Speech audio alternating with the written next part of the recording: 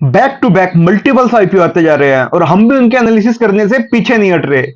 Leap India और Technocraft का IPO open है और अगर आप आईपीओ टेबल पर नजर डालें तो मोबिलियो डायग्नोस्टिक, धूत ट्रांसमिशन, मिल्की मिस्ट, बिहारी लाल, शिप्रोकिड, इन सब के आईपीओ ओपन है। आपका लीप इंडिया और टेक्नोक्राफ्ट का पैसा मोबिलियो डायग्नोस्टिक और धूत ट्रांसमिशन के लिए फ्री नहीं होने वाला, तो इन चारों को एक ही ब्रैकेट में माने। मोबिलियो डायग्नोस्टिक और धूत ट्रांसमिशन का पैसा मिल्की मिस्ट में यूज नहीं होने वाला, तो इन तीनों को भी एक ही ब्रैकेट में माने। अगर आप इनकी एक कंपैरिजन वीडियो चाहते हैं तो उसके लिए जरूर बताना, मैं एक कंपैरिजन वीडियो बना दूंगा। हम आज बात करेंगे मोबिलियो डायग्नोस्टिक के आईपीओ की, लेकिन उससे पहले आप चैनल जरूर चेकआउट कीजिएगा। सारे आईपीओ की डिटेल एनालिसिस यहाँ डालता रहता हूँ। Juniper Green, MB Electrostats, Manipal Health, Technograph Venture, Leap India, इन सब की डिटेल एनालिसिस मैंने अपने चैनल पे डाल रखी थी। तो आज बात करेंगे हम मोबिलियो डायग्नोस्टिक की। 2000 में कंपनी बनी मोबिलियो diagnostic limited. Research, development, manufacturing, commercialisation, rapid diagnostic solution build around the property Truenat platform design for a resource limited setting deliver test result with in an, और 1 घंटे के अंदर इसकी एक ट्रूनेट मशीन है जो टेस्ट के रिजल्ट्स दे देती है।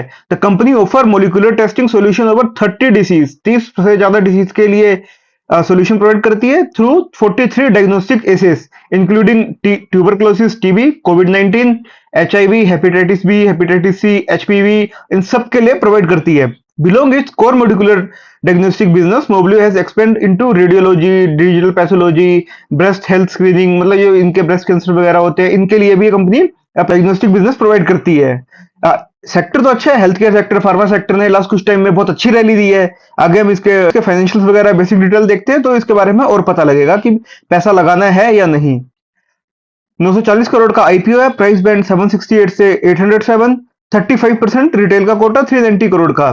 940 करोड़ में से 200 करोड़ फ्रेश इशू, यानी सिर्फ 21% फ्रेश इशू है, और 740 करोड़ यानी लगभग 80% ओएफएस प्रमोटर्स है। ये सब पैसा अपनी जेब में लेके निकल लेंगे। अगर आईपीओ की बेसिक डिटेल्स की बात करें तो आईपीओ ओपन होगा 10 अगस्त को, क्लोज होगा 12 अगस्त को। रिफंड इसका 14 अगस्त को आएगा और अलॉटमेंट 13 अगस्त को मिलेगी। लिस्टिंग डेट है इसकी 17 अगस्त। लोट साइज 18 शेयर का एक लोट है। मिनिमम इन्वेस्टमेंट 14,526 रुपीज की। अगर रिजर्वेशन कोटा की बात करें तो क्यूआईबी का 50%, रिटेल का 35%, एनआईआई का 15%। देखते हैं पैसा किस लिए उठा रहे हैं।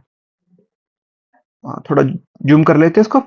Funding capital expenditure toward setting infrastructure for a research and development facilities, centre of excellence and connected office space operated by subsidiary big tech. 125 crore के लिए एक सब्सिडरी का ये सब काम करने के लिए उठा रहे हैं। Funding capital expenditure plan, machinery and equipment for Goa unit, Goa unit 1, Goa unit 2 and Visakhapatnam unit.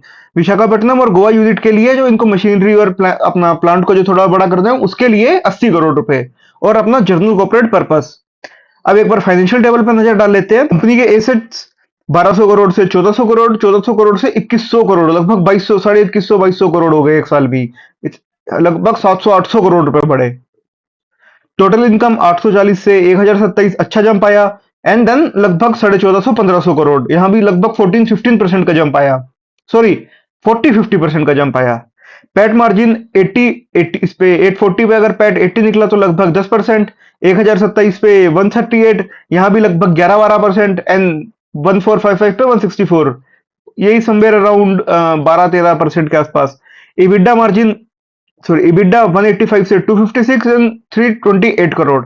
Borrowings थोड़ी बड़ी है, बोरोविंग्स 174 से 123, यहाँ रिड्यूस हुई। देन 412 करोड़, एकदम बड़ी। और अगर हम डेट टू इक्विटी देखें तो 0.36, थोड़ा सही है, ऐसा कुछ बहुत ज्यादा नहीं बढ़ा। जिस हिसाब से इसके एसेट से रिजर्व है उस हिसाब से डेट टू इक्विटी, बट हाँ थोड़ा, और अगर ये आईपीएस के पैसे से भी रिड्यूस करते तो अच्छा रहता। अब कुछ केपीआईज देख लेते हैं इसकी। ROE 16 से 15 रिड्यूस हुआ, ROC 20 से 17 रिड्यूस हुआ, डेट टू इक्विटी बढ़ा, रिटेल नेटवर्क 15 से 14, पैट मार्जिन 13 से 11 एंड इबिडा मार्जिन 24 से 22। प्राइस टू बुक वैल्यू 9.55 का है, थोड़ा सा एक्सपेंसिव लग रहा है। पीएस 14 का 14 ही रहा। पीई 55 से 56 हो गया है।